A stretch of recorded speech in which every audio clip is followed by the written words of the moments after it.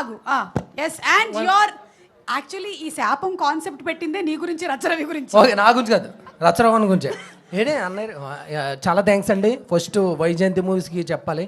వరుసెట్టి 10 movies ఇచ్చారు, అదే 10 projects ఇచ్చారు నాకు ఇందులో. చెప్పాలంటే నన్ను వీళ్ళే పోషిస్తున్నారు నన్ను ఇండస్ట్రీకి వచ్చాక.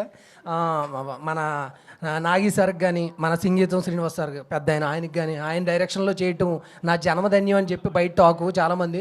ఒక హీరోతో వెళ్ళాను నేను సినిమాకి ప్రీమియర్స్, ఒక అతను కుళ్ళిపోయాడు నేను చూస్తుంటే జలస వస్తుంది అన్నాడు. నాకు ఎప్పుడు అతను చూస్తూ వచ్చేది, అతను నన్ను చూస్తే జలస వస్తుంది అన్నాడు. ఎందుకని ఆయన డైరెక్షన్లో నువ్వు చేయటం ఏంటి, అసలు ఆయనకి కాస్టింగ్ మీద గిప్పిపోయింది అన్నాడు. లేదా ఆయనకు ఉంది అందుకని నన్ను పెట్టుకున్నారు, నేను పెట్టుకోలేదు అన్న. అది అంత సెకండరీ. నాగి సార్కి మన సంకల్ప్ గారు, అతను కూడా నాగి సార్లో మంచి గొప్ప డైరెక్టర్ అవుతాడు ఫ్యూచర్లో. కెమెరామెన్ గారు చెదగొట్టేశారు. ఇంకా దేవిశ్రీ ప్రసాద్ గారు అయితే రంగస్థలంలో ఆ నైట్ సీను కొట్టినప్పటి నుంచి నాకు ఆయన అంటే చాలా ఇష్టం. ఇందులో చెతక్కొట్టి ఇసురు అవతల పడదొబ్బారు, మామూలుగా లేదు, బేబచ్చం చేశారు. ఈయనైతే సేమ్ సింగర్లా పాడారండి. గురువు గారు యాస్టి సింగర్లా పాడారు, ఈయనైతే అన్నప్పుడల్లా థియేటర్లో అరుస్తున్నారు. నేను అన్నాను ఆయన ఏంటి గూగుల్ పేకింగ్ చేశాడా, ఎందుకు అలా అరుస్తున్నారంటే ఆయనకి వీళ్ళకి సంబంధమే లేదంట. కుర్రోళ్ళు ఎదర బెంచుల మీద కూర్చొని ఇష్టం వచ్చినట్టు అరుస్తున్నారు ఆయన మాటలకి. కట్ చేశారా?